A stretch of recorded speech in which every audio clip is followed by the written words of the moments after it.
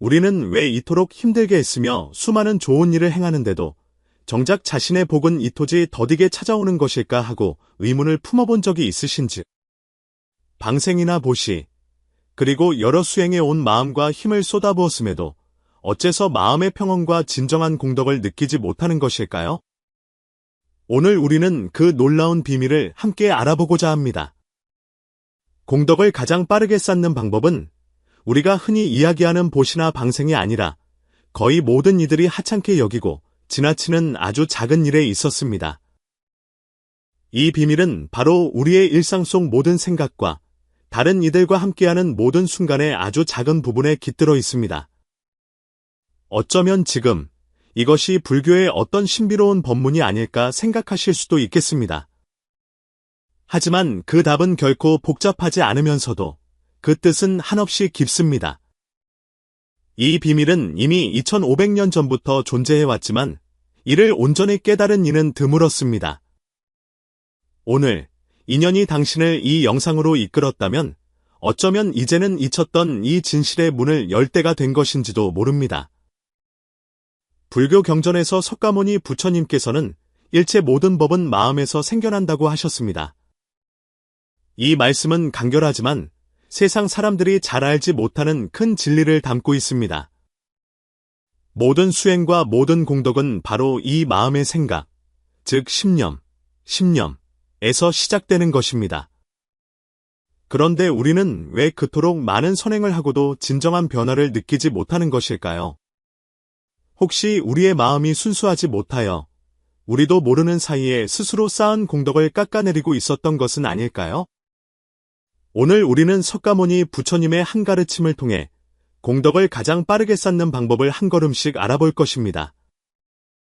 여러분은 이 방법이 지극히 간단하면서도 매우 깊은 뜻을 지니고 있음을 발견하게 될 것입니다. 아마 이전에는 누구도 이처럼 깊이 있게 이야기한 적이 없었을지도 모릅니다.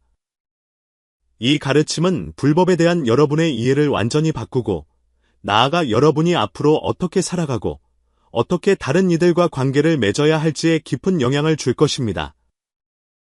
오늘의 이야기는 아마도 여러분이 평소의 행동과 생각을 다시금 돌아보게 만들 것입니다. 자, 이제 준비가 되셨는지요? 여러분이 가장 공덕을 쌓고 싶은 방법을 댓글에 남겨 우리와 함께 나누어 주십시오. 우리 함께 이 거룩한 길을 탐구하며 새로운 지혜의 여정을 시작하겠습니다. 영축산의 어느 맑은 새벽, 스승께서는 모든 제자들이 깜짝 놀랄 만한 말씀을 하셨습니다. 여러분, 만약 어떤 이가 평생을 바쳐 전 재산을 보시하고 또 어떤 이가 매일같이 수많은 생명을 방생하며 또 다른 이가 수십 년간 굳게 문을 닫고 고된 수행을 했다면 이 세 사람 가운데 누구의 공덕이 가장 크다고 할 수 있겠는가? 나난, 사리불, 목걸련을 비롯한 모든 존자들이 서로의 얼굴만 쳐다볼 뿐 누구 하나 감히 대답하지 못했습니다.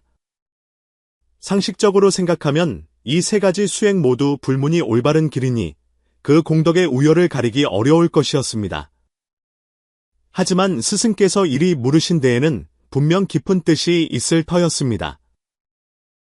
더욱 알 수 없었던 것은 부처님께서 곧이어 하신 말씀이었습니다. 이 세 사람의 공덕을 다 합친다 해도 한 평범한 부인의 공덕에는 미치지 못하느니라. 그 부인은 보시를 하지도 방생을 하지도 않았으며 경전 한 구절 외운 적 없으나 이들보다 훨씬 더 두터운 복을 쌓았느니라. 이 말씀이 떨어지자 1250명의 비구들은 모두 경악을 금치 못했습니다. 보시도, 방생도, 심지어 경전조차 읽지 않는 평범한 부인이 어찌 이토록 정진하는 수행자들을 넘어설 수 있단 말인가? 그렇다면 불문에서 전해 내려오는 육바라밀의 모든 가르침이 속세 한번부의 행위만도 못하다는 것인가? 스승께서는 대체 어떤 놀라운 비밀을 밝히려 하시는 것일까? 그리고 중생들이 그토록 외면해왔으나 가장 빠르게 공덕을 쌓을 수 있는 그 방법은 과연 무엇일까? 이야기는 이래 전으로 거슬러 올라갑니다.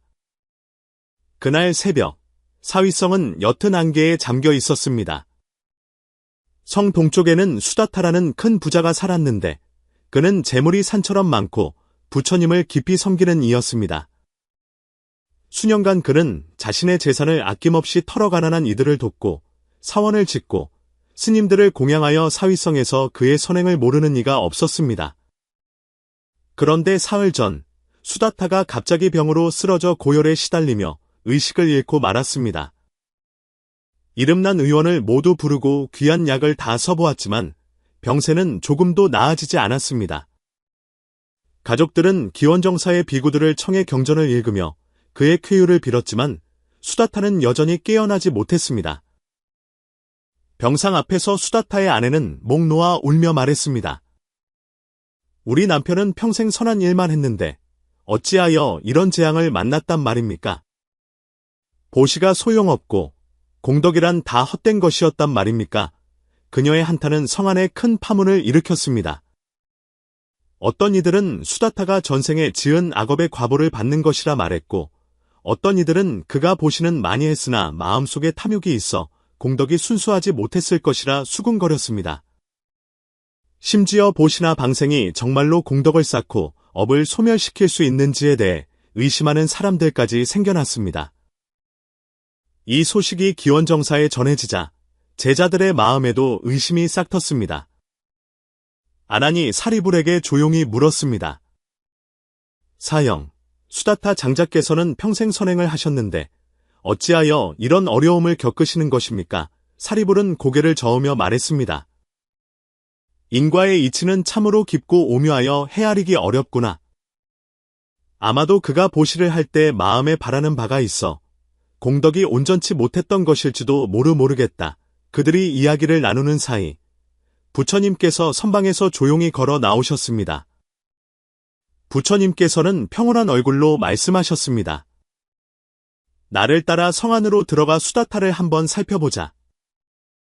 일행이 수다타의 집에 이르렀을 때 병상에 누운 그의 얼굴은 누렇게 뜨고 숨결은 미약하기 짝이 없었습니다. 부처님께서 다가가 그의 맥을 짚으시고는 잠시 후 조용히 손을 거두고 방을 나오셨습니다. 제자들이 그 뒤를 따르자 아난이 참지 못하고 물었습니다. 스승님, 수다타 장자께서는 가망이 있으신지요? 부처님께서는 직접 답하지 않으시고 이렇게 말씀하셨습니다. 너희는 아느냐? 이 성안에 수다타보다 훨씬 뛰어난 공덕을 쌓은 이가 한 명 있는데 그 사람이 수다타를 구할 수 있느니라. 누구시옵니까? 제자들이 한 목소리로 물었습니다. 한 평범한 부인이다. 부처님께서 담담히 말씀하셨습니다. 그녀는 성 서쪽의 허름한 골목에서 채소를 팔아 생계를 잇고 있다. 목걸련이 참지 못하고 여쭈었습니다. 스승님, 그 부인이 큰 보시를 행한 적이 있사옵니까? 수많은 생명을 방생한 적은 있사옵니까? 그런 적 없느니라. 그렇다면 어찌 공덕을 쌓았다는 말씀이시옵니까? 부처님께서는 그저 온화하게 미소 지으실 뿐 제자들을 데리고 성 서쪽으로 발걸음을 옮기셨습니다. 번화한 시장을 지나 좁은 골목으로 들어서니 양옆으로 나지막한 흙집들이 늘어서 있었습니다. 골목 어귀에 채소를 파는 좌판이 있었고 소박한 옷차림의 온화한 인상을 한 중년 부인이 손님을 맡고 있었습니다. 이분이 스승께서 말씀하신 그 사람이란 말인가? 가섭존자는 의심을 떨칠 수 없었습니다. 그때 7, 8살쯤 되어 보이는 아이가 달려오다 그만 채소 바구니를 쳐서 넘어뜨렸습니다. 푸른 채소가 바닥에 대굴대굴 굴렀습니다. 아이는 꾸지람을 들을까 두려워 그 자리에 얼어붙고 말았습니다. 그러나 부인은 몸을 낮춰 채소를 주워 담으며 부드러운 목소리로 말했습니다. 괜찮단다, 아가야. 무서워하지 마라. 다음부터는 길을 잘 보고 다니면 되지. 알겠지. 아이는 고개를 여러 번 끄덕이고는 뒤돌아 달려갔습니다. 부인은 일어나 옷에 묻은 흙을 털고는 다시 손님을 맞았습니다. 고작 저것뿐인가? 목걸련은 더욱 이해할 수 없었습니다. 저 평범한 말 한마디에 무슨 공덕이 있다는 것인가? 부처님께서는 아무 말씀 없이 계속 지켜보셨습니다. 잠시 후 까다로운 손님이 와서 채소를 이리저리 뒤적이며 엉망으로 만들고는 값이 비싸다고 투덜거렸습니다. 다른 사람이었다면 벌써 싫은 내색을 했을 법도 한데 부인은 시종일관 미소를 잃지 않고 참을성 있게 설명했습니다. 이 채소는 오늘 새벽에 막 캔 것이라 아주 신선합니다. 혹값이 부담스러우시면 2푼 깎아 드릴 테니 부디 나쁘게만 생각지 말아 주십시오. 그 사람은 값을 깎아 채소를 들고는 고맙다는 말 한마디 없이 가버렸습니다. 부인은 개의치 않고 다시 좌판을 정리했습니다.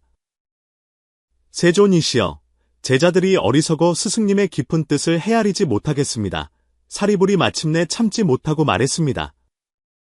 이 부인의 행동은 모두 지극히 평범한 일들인데 어찌하여 수다타 장자의 공덕을 넘어선다고 하시는 것입니까? 부처님께서 제자들을 돌아보시며 천천히 말씀하셨습니다. 너희는 나를 따르라. 오늘 너희에게 그 이치를 분명히 보여주리라. 말씀을 마치신 부처님께서는 부인에게 다가가 말씀하셨습니다. 거사님, 저와 함께 잠시 가주실 수 있겠습니까? 성 동쪽에 위중한 병자가 있어 당신의 도움이 필요합니다. 부인은 깜짝 놀라며 말했습니다. 세존이시여, 농담이시겠지요. 저는 그저 채소를 파는 미천한 안악일 뿐인데 어찌 병을 고칠 수 있겠습니까? 가보면 알게 될 것입니다. 부인은 이해할 수 없었지만 부처님의 청을 차마 거절할 수 없어 좌판을 정리하고 그 뒤를 따랐습니다. 수다타의 집에 다시 돌아오자 부처님께서는 부인을 병실로 들어가게 하셨습니다. 수다타의 아내는 채소 파는 부인이 들어오는 것을 보고는 못마땅한 기색을 감추지 못했습니다. 세존이시여, 이 사람은 대체 그저 안으로 들여 병상 앞에 서게만 하시오. 부처님께서 분부하셨습니다. 부인은 불안한 마음으로 수다타의 침상 곁으로 다가가 어쩔 줄 몰라 했습니다. 부처님께서는 그녀에게 자리에 앉으라 하시고는 이렇게 말씀하셨습니다.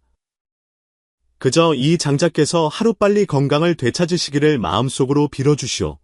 다른 말은 할 필요 없습니다. 부인은 그 말씀대로 두 손을 모으고 눈을 감은 채 마음속으로 간절히 빌었습니다. 원컨대 이 장자께서 하루빨리 건강을 되찾으시어 가족들의 근심을 덜어주시옵소서. 그러자 기이한 일이 일어났습니다. 차 한 잔 마실 시간이 채 지나기도 전에 수다타의 얼굴에 점차 혈색이 돌기 시작했고 숨결 또한 편안해졌습니다. 잠시 후 그는 천천히 눈을 뜨며 희미하게 말했습니다. 내가 어찌 된 것이지? 방 안의 모든 사람들이 경악했습니다. 수다타의 아내는 남편에게 달려가 기쁨의 눈물을 흘렸고 제자들은 눈앞의 광경을 믿을 수 없다는 듯 입을 다물지 못했습니다. 평범한 부인이 그저 침상 곁에 앉아 선한 마음을 냈을 뿐인데 죽어가던 사람을 살려낸 것입니다. 스승님, 이것은 어찌된 연유이옵니까? 단안이 물었습니다. 부처님께서는 주위를 둘러보시며 우렁찬 목소리로 말씀하셨습니다. 너희는 아느냐? 왜 이 부인은 수다타를 구할 수 있었는데 너희 비구들이 경전을 읽어도 소용이 없었는지를 아무도 대답하지 못했습니다. 그것은 이 부인의 마음은 티끌 하나 없이 맑고 순수했기 때문이니라. 수다타는 수없이 보시를 했으나 마음속에는 복을 바라는 마음이 있었고 너희 비구들은 경전을 읽으면서도 마음속에 의심을 품고 있었다. 오직 이 부인만이 마음속에 순수한 선한 생각만을 품었을 뿐 단 한 점의 잡념도 없었다. 이 순수한 선한 마음의 힘이 능히 천지를 감동시키고 죽을 사람도 살려내는 것이니라. 사리불은 그제야 깨달았지만 여전히 궁금한 점이 남았습니다. 스승님, 그렇다면 보시나 방생 같은 수행이 마음가짐 하나보다 중요하지 않다는 말씀이십니까? 바로 그러하니라. 부처님께서 고개를 끄덕이셨습니다. 너희는 나를 따라 정사로 돌아가자. 내가 너희에게 공덕을 가장 빠르게 쌓는 법과 모든 중생이 가장 쉽게 놓치면서도 가장 중요한 수행에 대한 크나큰 비밀을 알려주리라. 정사로 돌아오신 부처님께서는 법자에 앉으셨고 제자들은 그 주위를 둘러쌌습니다. 수다타가 병에서 일어났다는 소식은 이미 온 성에 퍼져 정사 밖에는 스승의 가르침을 듣고자 수많은 사람들이 모여들었습니다. 부처님께서는 사방을 둘러보시고는 천천히 입을 여셨습니다.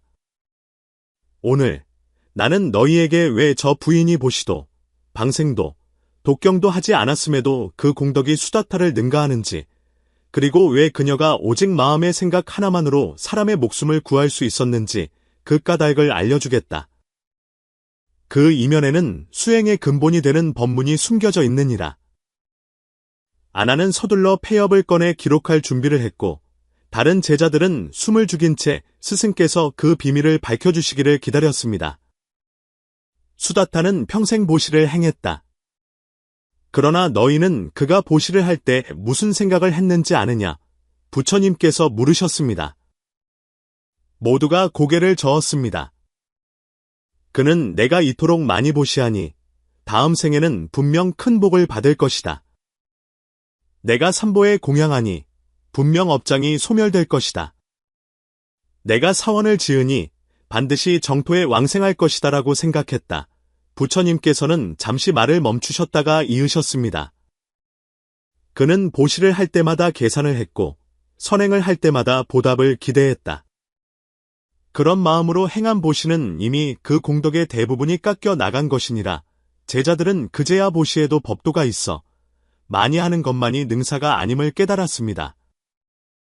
방생에 대해 이야기해보자. 부처님께서 말씀을 계속하셨습니다.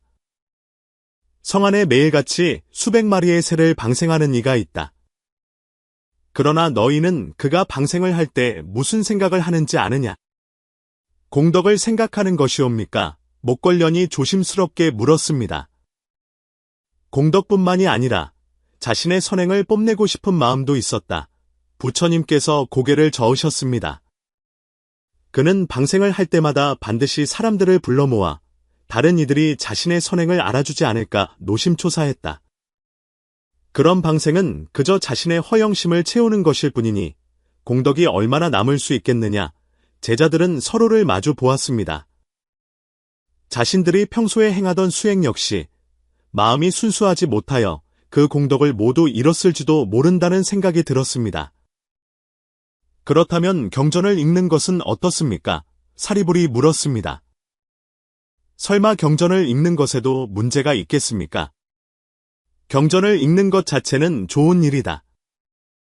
그러나 만약 마음이 다른 곳에 가 있거나 의심을 품고 있다면 아무리 많은 경전을 읽어도 소용이 없다. 부처님께서 엄히 말씀하셨습니다. 마치 너희가 오늘 수다타를 위해 경전을 읽으면서도 마음속으로 인과를 의심하고 공덕을 의심했던 것처럼 그런 마음으로 하는 독경이 어찌 감흥을 불러일으킬 수 있겠느냐? 아난이 물었습니다. 스승님, 그렇다면 대체 무엇이 올바른 수행입니까? 부처님께서는 창밖을 바라보셨습니다. 채소를 팔던 부인이 막 떠나려던 참이었습니다. 부처님께서는 손짓하여 그녀를 안으로 들어오게 하시고 물으셨습니다. 그대는 평소 사람들을 대할 때 마음에 무슨 생각을 하시는지요? 부인이 머뭇거리며 대답했습니다. 별다른 생각은 없습니다. 그저 다들 사는 게 쉽지 않을 테니 도울 수 있으면 돕고 양보할 수 있으면 양보해서 다른 사람들 마음을 불편하게 만들지 말아야겠다고 생각할 뿐입니다. 채소 바구니를 엎은 아이에게는 왜 화를 내지 않았습니까? 아이들이란 늘에 서툴고 실수가 많은 법이지요. 화를 낸들 무슨 소용이 있겠습니까? 괜히 아이만 놀라게 할 뿐이지요. 물건값을 깎으며 까다롭게 굴던 손님에게는 왜 화를 내지 않았습니까? 아마도 그분은 형편이 넉넉지 않았을 것입니다. 저에게 2푼은 그리 큰 돈이 아니지만 그분에게는 급한 필요를 채울 수도 있는 돈이었을지 모르지요. 부인이 솔직하게 대답했습니다. 부처님께서 제자들을 향해 말씀하셨습니다. 너희는 들었느냐? 이 부인은 자신이 한 모든 일에 대해 공덕을 생각하지도 보답을 기대하지도 않았으며 심지어 자신이 선행을 하고 있다는 생각조차 하지 않았다. 이것이야말로 진정한 선한 마음, 순수한 선한 마음이니라. 하지만 세존이시여, 이런 것들은 모두 사소한 일들이 아닙니까? 가섭이 여전히 이해하지 못하고 물었습니다. 어찌 이런 작은 일로 큰 공덕을 쌓을 수 있단 말입니까?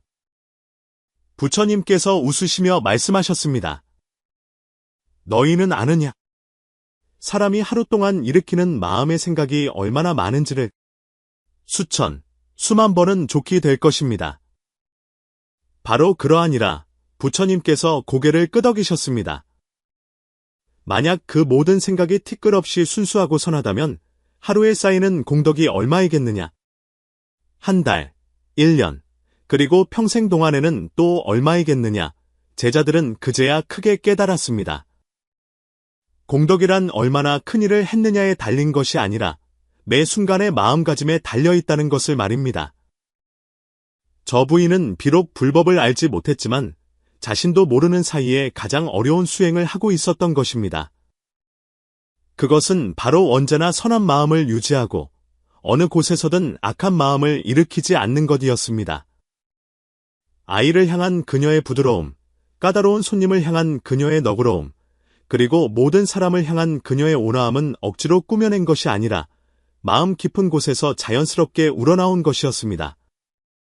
이처럼 깨끗하고 순수한 마음의 힘은 무한한 것입니다. 반면 수다타를 보라. 그는 누구보다 많은 보시를 했지만 마음속에는 바라는 바가 있었다. 그의 모든 선행에는 기대와 계산이 섞여 있었다.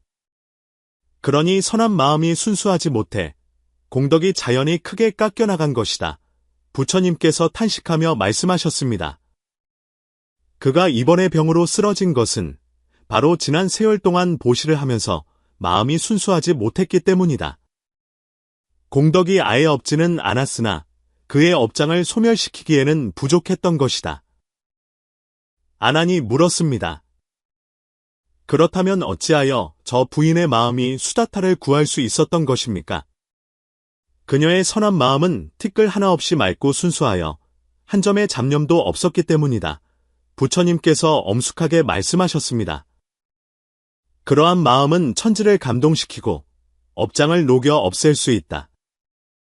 그녀가 병상 앞에서 묵묵히 기원할 때 그녀의 마음 속에는 오직 그 사람이 하루빨리 낫기를 바란다는 생각뿐 다른 어떤 생각도 없었다. 이 순수한 선한 마음이 보이지 않는 거대한 힘으로 변하여 수다타의 몸 안에 있던 병의 기운을 흩어지게 한 것이니 그리하여 그가 위기에서 벗어날 수 있었던 것이다. 제자들은 큰 충격을 받았습니다. 마음의 힘이 이토록 신비로운 능력을 지니고 있다는 사실을 처음 알게 된 것입니다.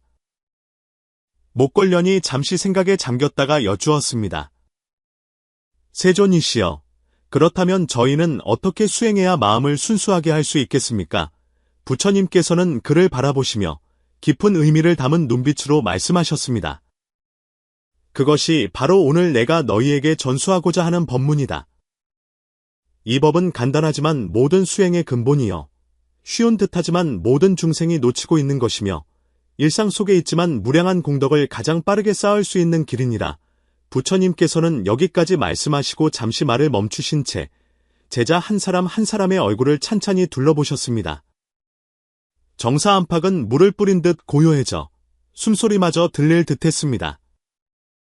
부처님께서는 천천히 오른손을 들어 채소를 팔던 부인을 가리키시며 낮고 힘있는 목소리로 말씀하셨습니다. 너희는 아느냐? 이 거사가 행한 일들은 겉보기에는 평범하지만 실은 하늘의 큰 비밀과 맞닿아 있다. 이 비밀이야말로 내가 보리수 아래에서 깨달은 것이요. 모든 부처님께서 위없는 바른 깨달음을 이루신 근본이니라. 그 말씀이 떨어지기가 무섭게 한 줄기 미풍이 불어와 정사박보리수 잎들이 사르르 소리를 내니 마치 그 말씀을 증명하는 듯했습니다. 사리불은 온몸의 전율을 느꼈습니다. 그는 세종께서 오늘 전수하실 법문이 결코 평범한 가르침이 아님을 직감했습니다. 아난의 손에 들린 폐엽이 미세하게 떨렸습니다. 그 또한 이제부터 기록될 내용이 수많은 중생의 운명을 바꿀 지고한 지혜임을 알았습니다. 세존이시여, 그 비밀이란 대체 무엇이옵니까? 가섭의 목소리가 흥분으로 떨렸습니다. 부처님께서는 주위를 둘러보시며 바다처럼 깊은 눈빛으로 말씀하셨습니다. 너희는 날마다 계율을 지키고 수행하며 보시하고 방생하며 경전을 읽고 부처님께 예를 올린다. 그러나 생각해 보았느냐? 왜 어떤 이는 평생을 수행해도 이렇다 할 성취가 없고 어떤 이는 평범해 보이지만 무량한 공덕을 쌓는지를. 왜 똑같은 보시를 하고도 어떤 이는 복덕을 쌓고 어떤 이는 오히려 공덕을 소모하는지를. 왜 똑같은 경전을 읽어도 어떤 이는 감흥을 얻고 어떤 이는 마치 돌멩이가 바다에 가라앉듯 아무런 변화가 없는지를. 부처님께서는 잠시 말을 멈추셨다가 더욱 장엄한 목소리로 말씀하셨습니다. 이 모든 질문에 대한 답은 중생들이 그동안 간과해 온단 하나의 진실을 가리키고 있다. 정사 밖하늘에 호련히 상서로운 구름 한 조각이 떠오르더니 그 구름 사이로 황금빛 햇살이 쏟아져 내려와 부처님의 몸을 비추었습니다. 부처님께서는 온통 신성한 빛에 휩싸인 듯 보였습니다. 그 진실이란 바로 부처님의 말씀은 그 순간 멈추었습니다. 부처님께서는 두 눈을 감으시고 무언가를 회상하는 듯 혹은 무언가를 기다리는 듯 하셨습니다. 잠시 후 부처님께서는 눈을 뜨셨습니다. 그 눈에는 우주의 진리를 꿰뚫는 빛, 생사의 윤회를 간파하는 지혜의 빛이 번뜩였습니다. 여러분, 내가 너희에게 묻겠다. 부처님의 목소리가 깊어졌습니다. 너희는 아느냐? 왜 내가 저 부인이 공덕을 가장 빨리 쌓는다고 말했는지를. 왜 그녀는 만금을 보시하지도 수천의 생명을 방생하지도 수십 년을 고행하지도 않았음에도 그 누구보다 깊은 공덕을 쌓을 수 있었는지를. 왜 그녀는 지극히 평범하고 지극히 간단하지만 모든 이들이 간과해온 그 행위 하나만으로 수많은 수행자들이 꿈에도 그리던 경지에 도달할 수 있었는지를 아나니 저도 모르게 불쑥 물었습니다. 세존이시여, 그것이 대체 무엇입니까? 부처님께서는 그를 보시며 있을 듯 말 듯한 미소를 지으셨습니다. 그 미소 속에는 삼천대천세계의 비밀이 무량한 세월 동안 수많은 수행자들이 애타게 찾아 헤맨 궁극의 답이 담겨 있었습니다. 밖에서 종소리가 들려왔습니다. 그 소리는 멀고도 장엄하여 무언가를 재촉하는 듯했습니다. 모든 제자들이 숨을 죽이고 세존께서 모든 것을 바꿀 그 답을 말씀해 주시기를 기다렸습니다. 그 순간 시간마저 멈춘 듯 온 세상이 이 비밀이 밝혀지기를 기다리고 있었습니다. 부처님께서는 깊이 숨을 들이쉬시고는 중생들이 수천만 년 동안 놓쳐왔으나 공덕을 가장 빠르고 가장 근본적이며 가장 쉽게 닦을 수 있는 위없는 법문을 설할 준비를 하셨습니다. 부처님께서는 제자들을 바라보시며 온화하게 미소 짓고 천천히 입을 여셨습니다. 여러분, 오늘 내가 밝히고자 하는 것은 바로 중생들이 가장 쉽게 지나치는 수행법입니다. 사실 이 법문은 신비로운 것이 아니라 지극히 간단하여 우리 모두가 일상생활 속에서 능히 실천할 수 있는 것입니다. 부처님께서는 잠시 말을 멈추시고 제자들을 둘러보셨습니다.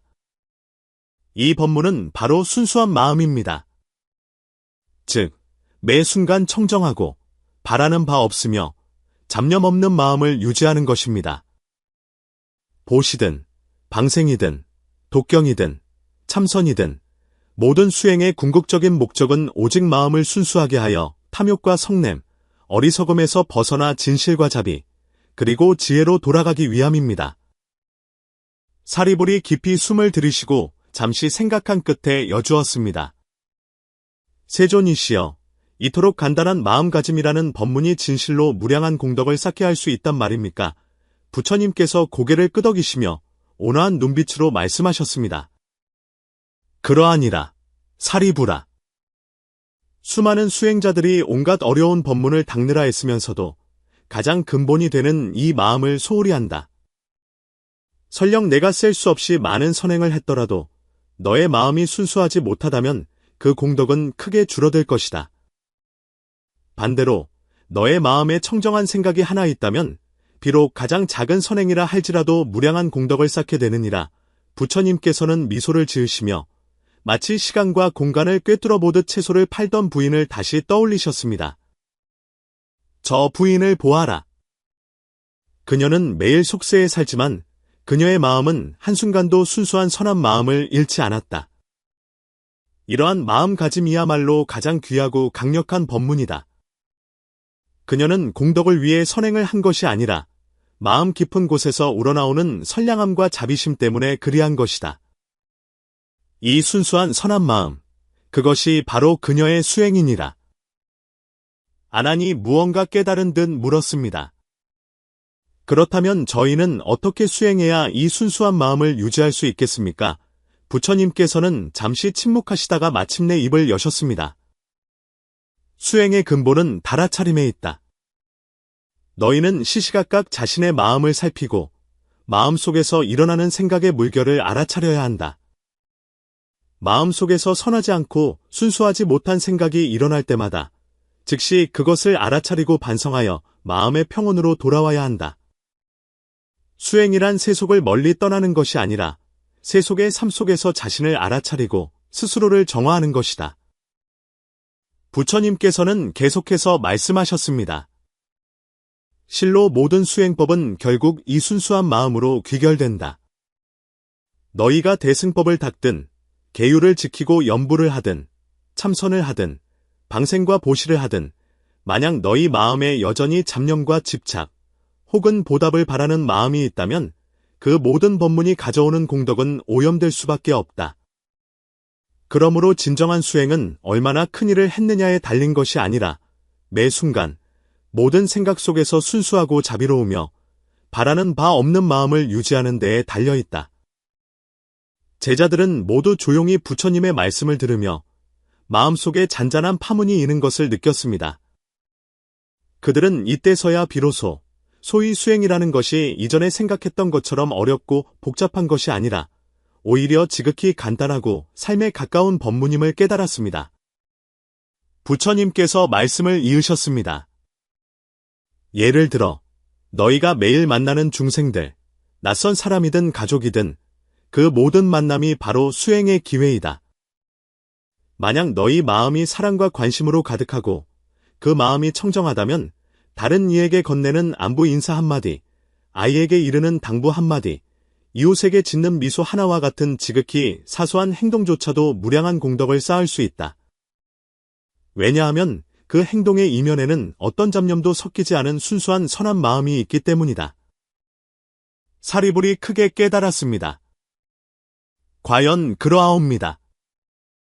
세종께서 말씀하신 마음가짐이란 텅 빈 도리가 아니라 매 순간 알아차리고 조절해야 하는 실천이었나이다.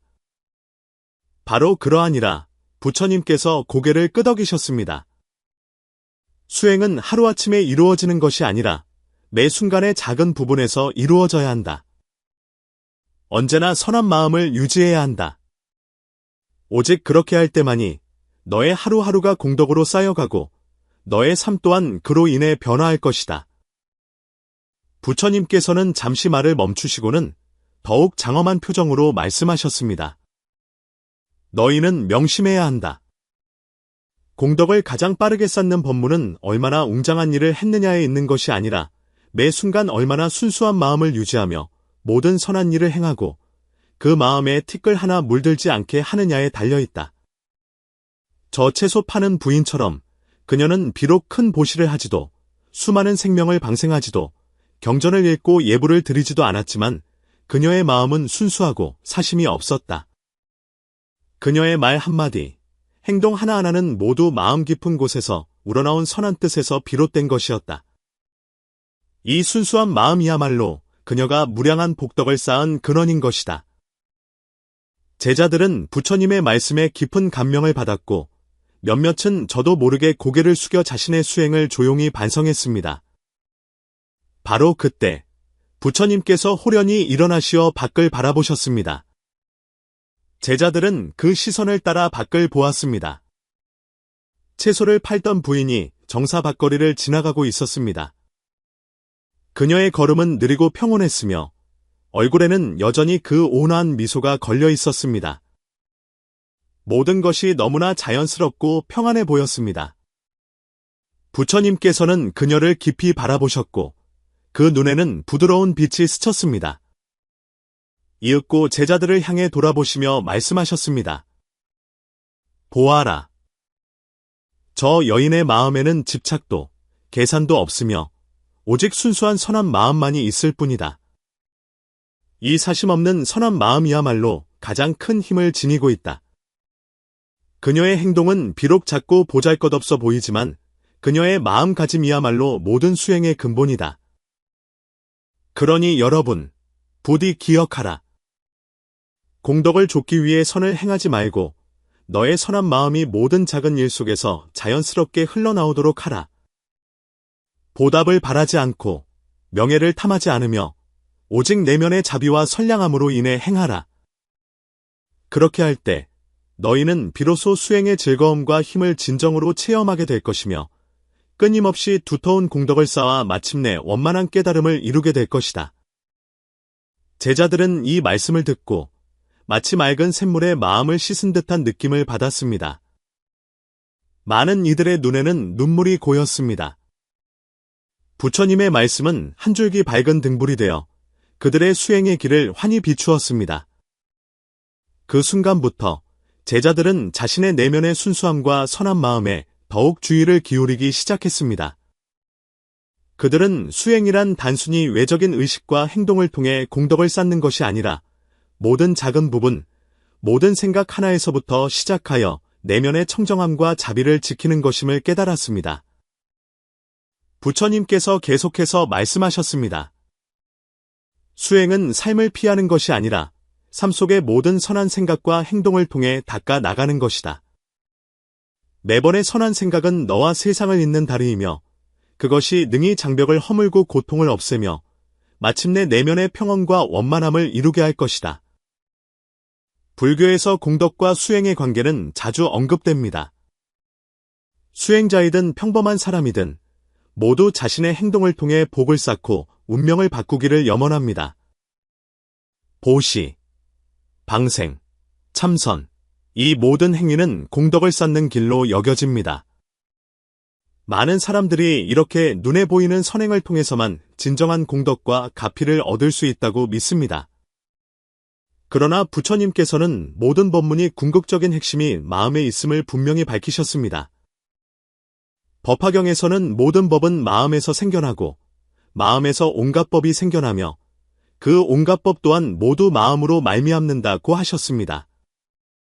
이는 부처님의 가장 깊은 가르침 중 하나로 불교의 근본 법칙, 즉 내면의 수행이 모든 외적인 행위의 공덕을 결정한다는 것을 드러냅니다. 다시 말해 보시든 방생이든 독경이든 모든 행위는 반드시 순수한 마음을 바탕으로 해야 합니다. 그렇지 않으면 설령 천만 가지 선행을 했더라도 그 공덕은 마음속의 잡념과 욕망 또는 불순함으로 인해 크게 깎여나갈 것입니다. 이 관점은 불교에서 매우 깊은 영향을 미칩니다. 우리는 금강경에서도 비슷한 가르침을 찾을 수 있습니다. 만약 마음에 머무는 바 없이 보시를 행한다면 이라는 구절은 만약 사람의 마음에 집착이 있다면 보시와 같이 큰 공덕을 짓는 행위라 할지라도 내면의 집착에 영향을 받을 수밖에 없다는 뜻입니다. 부처님께서는 진정한 공덕 쌓기란 외적인 성취를 추구하는 것이 아니라 내면의 청정함을 유지하고 선을 행하되 보답을 바라지 않으며 명예를 탐하지 않고 어떠한 사심도 품지 않는 것이라고 가르치셨습니다. 마음가짐의 중요성은 구체적인 행위를 넘어서기까지 합니다. 아함경에서 부처님께서는 수행자가 어떤 일을 마주할 때 그 마음의 생각이 수행의 효과를 결정한다고 언급하셨습니다. 보시든 방생이든 만약 마음에 바라는 바와 욕심이 있어 마음이 순수하지 못하면 그 행위의 공덕은 크게 줄어들 것입니다. 그러나 만약 바라는 바 없는 마음, 청정한 마음을 유지할 수 있다면 그 행위의 공덕은 최대로 증장될 것입니다. 이처럼 마음이 순수한 상태야말로 불교에서 권장하는 가장 기초적인 수행법입니다. 이는 불법 수행자에게만 적용되는 것이 아니라 우리 각자의 일상생활에도 지극히 중요한 지침이 됩니다. 우리의 매일 속에서 시시각각 선한 마음을 유지하고 집착을 내려놓을 때만이 진정으로 두터운 복덕을 쌓을 수 있고 우리의 행동이 긍정적인 영향을 미칠 수 있습니다. 부처님께서는 진정한 수행이 외적인 여러 형식에 있는 것이 아니라 내면의 전환과 깨달음에 있다고 가르치셨습니다. 그러므로 공덕을 가장 빠르게 쌓는 방법은 단순히 보시나 방생과 같은 눈에 보이는 행위에만 의존하는 것이 아니라 작고 순수한 매 순간의 마음에서 비롯되는 것입니다. 부처님께서 말씀하셨듯이 모든 법은 마음에서 생겨납니다. 우리가 진정으로 자신의 마음을 정화할 수 있을 때 그것이야말로 진정한 공덕의 길입니다.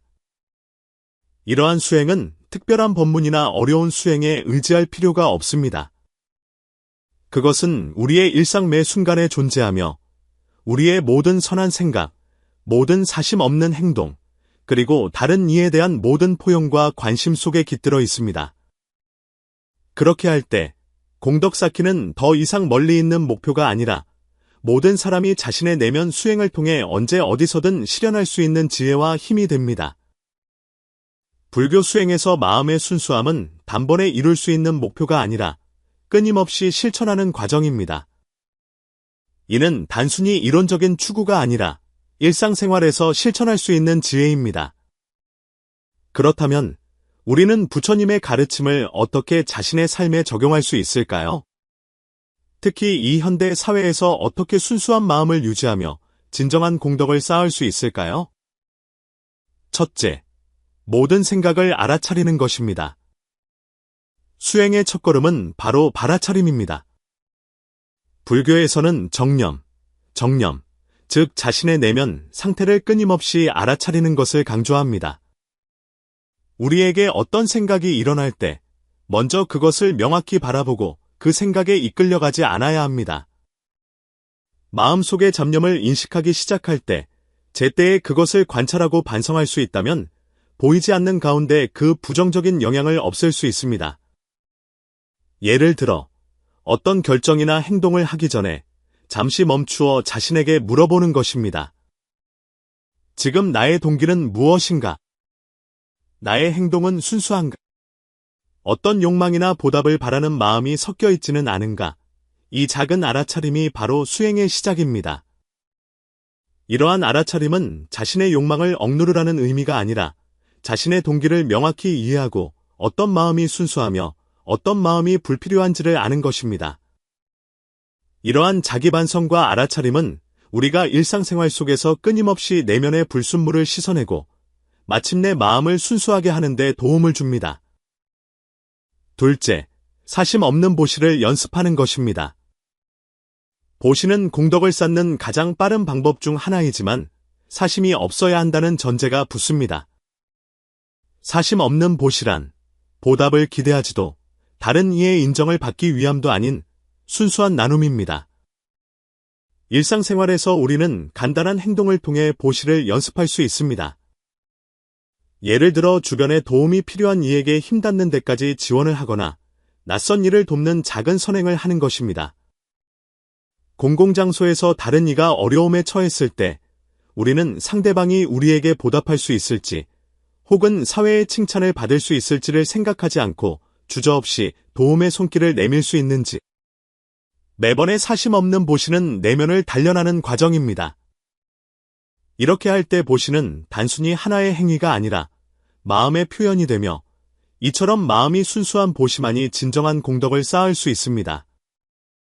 셋째, 포용과 용서를 기르는 것입니다. 포용과 용서는 불교 수행에서 매우 중요한 부분입니다. 다른 이를 용서하는 것은 무엇보다 자기 자신을 용서하는 것입니다.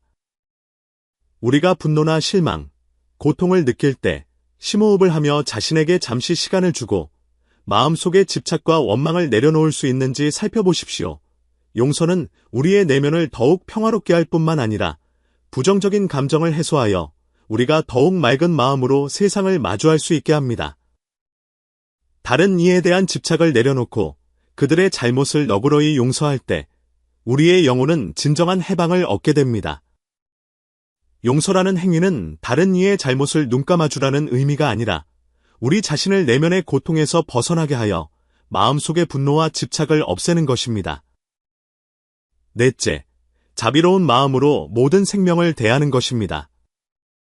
부처님께서는 우리에게 자비심으로 사람을 대하고 모든 생명을 사랑하라고 가르치셨습니다. 일상생활 속에서 가족이든 친구든 낯선 사람이든 모든 사람을 선한 마음으로 대할 수 있는지, 이기적으로 자신의 이익만 생각하는 대신 다른 이의 고통과 필요를 헤아릴 수 있는지. 이러한 사랑은 사람에게만 국한되는 것이 아니라 동물과 식물, 나아가 모든 생명에 대한 존중을 포함합니다. 예를 들어 낭비를 줄이고 환경을 해치지 않는 생활 방식을 선택하거나 우리의 말과 행동으로 다른 이의 존엄성과 감정을 해치지 않는 것입니다.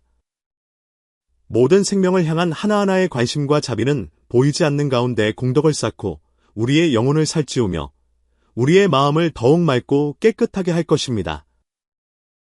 다섯째, 평상심으로 모든 것을 바라보는 것입니다. 많은 경우 우리는 공덕을 쌓아야 한다는 강박에 빠져 자신이 얼마나 좋은 일을 했고 얼마나 보답을 받았는지를 마음속으로 끊임없이 계산합니다. 그러나 불교 수행의 지혜는 우리에게 진정한 공덕 쌓기가 결과에 있는 것이 아니라 과정에 있다고 말합니다. 수행의 핵심은 결과를 추구하는 것이 아니라 평상심을 유지하며 모든 일을 하고 모든 선행을 하는 것입니다. 이 분주한 시대에 우리의 마음은 외부의 평가나 성공과 실패에 쉽게 흔들립니다. 부처님께서는 우리에게 마음을 고요한 물과 같이 하여 내면의 평온과 안정을 유지하라고 가르치셨습니다. 마음속에 조급함이나 집착의 감정이 일어날 때마다 수행은 한순간에 보여주기가 아니라 매일매일의 마음가짐을 조절하는 것임을 스스로에게 상기시키십시오. 오늘의 수행은 복잡한 법문이나 어려운 의식에 의존할 필요가 없습니다. 바로 우리 매일의 삶에서 모든 생각과 모든 행동 속에서 연습하는 것입니다. 바른 생각을 유지하고 사심 없이 보시하며 다른 이를 용서하고 모든 생명을 사랑하십시오. 마침내 우리는 공덕을 가장 빠르게 쌓는 방법이 바로 내면의 청정함과 사심 없음에서 비롯된다는 것을 발견하게 될 것입니다. 부처님께서는 늘 모든 법은 마음에서 생겨난다고 말씀하셨습니다. 이 말씀은 단순한 법어가 아니라 인생의 진리를 드러냅니다. 모든 행위는 결국 마음의 표현이며 보시든 방생이든 독경이든 혹은 일상생활 속의 모든 선한 뜻이든 궁극적으로는 우리의 마음이 순수한지에 달려 있습니다. 만약 우리의 내면이 청정하다면 모든 작은 일이 무량한 공덕을 쌓을 수 있습니다. 수행이란 바깥 세상에서 공덕을 찾는 것이 아니라 내면에서부터 시작하여 불순한 생각들을 전환하는 것입니다. 모든 사심 없는 보시, 다른 이에 대한 모든 너그러움, 마음속의 모든 자비심이 조용히 공덕을 쌓고 있습니다. 우리가 내면의 평화와 순수함을 유지할 수 있을 때 우리의 삶은 더 이상 잡념과 번뇌로 가득 찬 것이 아니라 지혜와 광명으로 가득 찰 것입니다. 그러므로 진정한 공덕 쌓기는 여러분이 얼마나 큰 일을 했느냐에 달린 것이 아니라 모든 작은 부분, 모든 생각을 어떻게 다루느냐에 달려 있습니다. 우리가 언제나 순수한 마음을 유지하며 보답을 기대하지 않고 다른 일을 돕고 헛된 명예를 탐하지 않고 모든 생명을 사랑할 때 진정한 공덕의 길은 매일의 삶 속에서 조용히 펼쳐질 것입니다. 부처님께서는 수행이 단순히 행위를 통해 실현되는 것이 아니라 마음의 전환을 통해 내면의 청정함과 깨달음에 이르는 것이라고 말씀하셨습니다. 따라서 공덕을 가장 빠르게 쌓는 방법은 바로 모든 청정하고 사심 없는 마음에서 비롯됩니다. 매 순간 우리는 선한 뜻을 유지하고 마음을 정화함으로써 진정한 공덕 쌓기와 수행을 실현할 수 있습니다. 이 수행의 길 위에서 모든 사람은 자신의 일상생활에서부터 시작하여 자기 내면의 알아차림과 정화를 통해 점차 공덕을 쌓아 마침내 깨달음으로 나아갈 수 있습니다. 불법은 우리에게 공덕이 단순히 외적인 행위가 아니라 내면의 진실한 반응임을 가르칩니다. 우리 오늘부터 순수한 마음으로 공덕을 쌓아 내면의 광명과 평화를 향해 나아갑시다.